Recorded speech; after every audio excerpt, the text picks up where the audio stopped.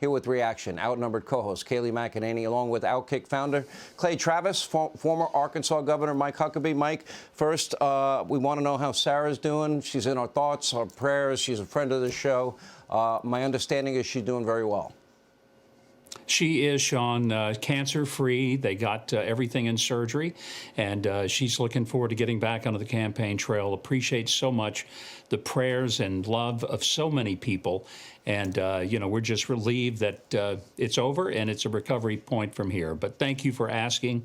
I think a lot of people's prayers were answered. We're grateful. Well, I'm predicting she's going to go down in Arkansas history as the best governor ever in that state. I'm just guessing. I hope she does. If she does, I'll be the happiest guy in America. I believe that. You know what? You're that guy. I'll tell you this much.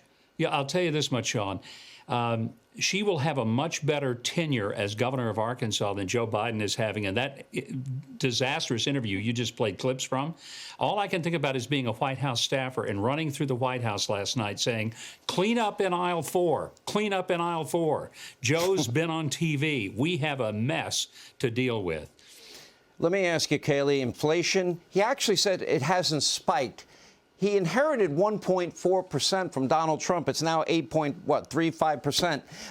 That spiked big time, a 40-year high. He claims the pandemic's over. I'd like to see the science behind that. He says, watch me. That's the problem. We've been watching him.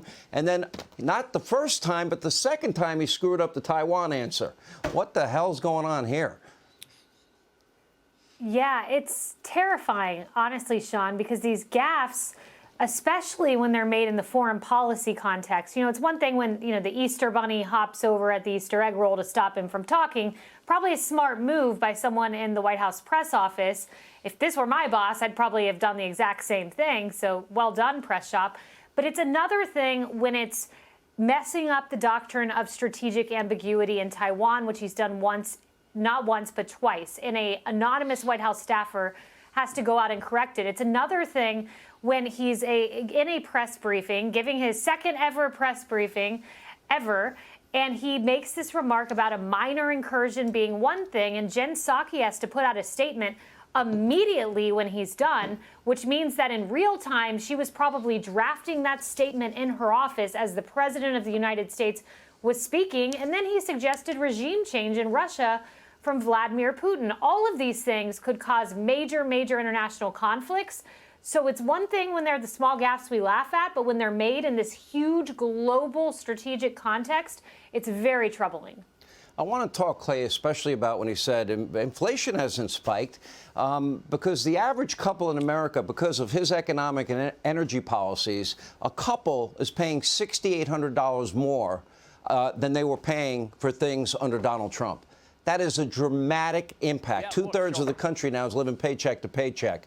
That is about as out of touch. Remember, Democrats were all upset. George Herbert Walker Bush, hadn't been to a grocery store in ages, didn't know the price of a gallon of milk.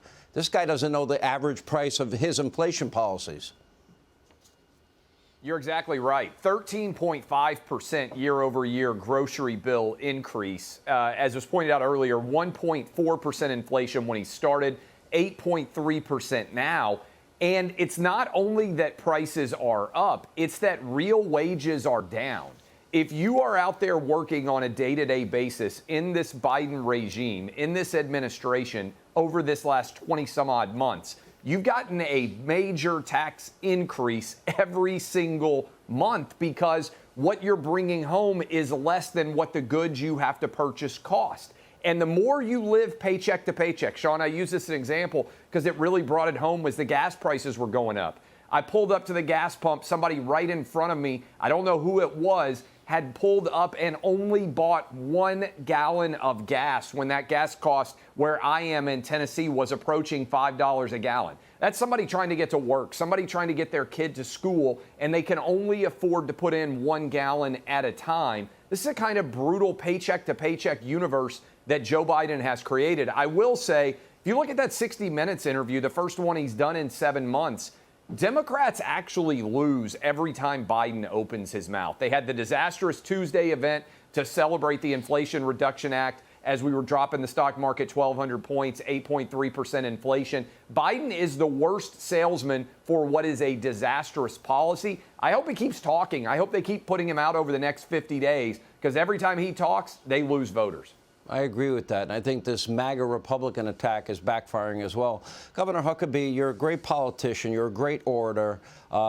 There are a lot of new people involved in politics that are running this year. What advice do you give them? Because I think Democrats have one playbook. Donald Trump on January 6th. Then they want to talk about abortion and demagogue that issue. And then the usual playbook, Republicans are racist. What do you advise any politician running as a conservative Republican how to win their race in 50 days? Keep it simple. This is all about gasoline, groceries, and God.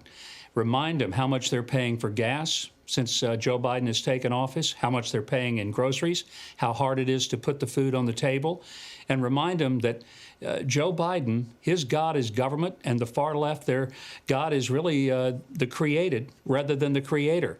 And some of us believe that life is precious. Don't apologize on the life issue. Take it right back to the Democrats and say, you know, you may think that we protect life too much, but tell us at what point is it okay to take the baby's life.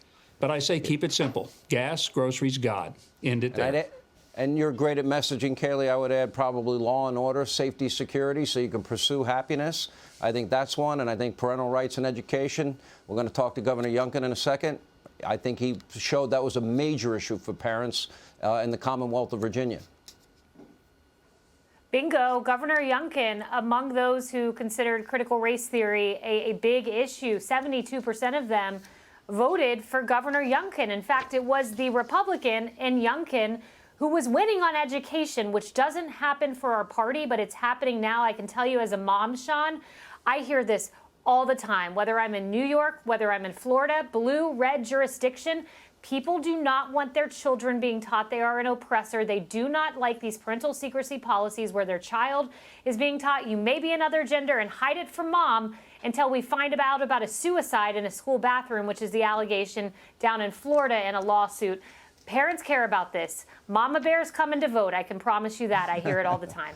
That's a great way to put it. All right, Kayleigh, thank you. Clay, good to see you as well. Governor, our prayers for Sarah, and we look forward to having him back on the show soon. Thank you all. Hey, Sean Hannity here. Hey, click here to subscribe to Fox News YouTube page and catch our hottest interviews and most compelling analysis. You will not get it anywhere else.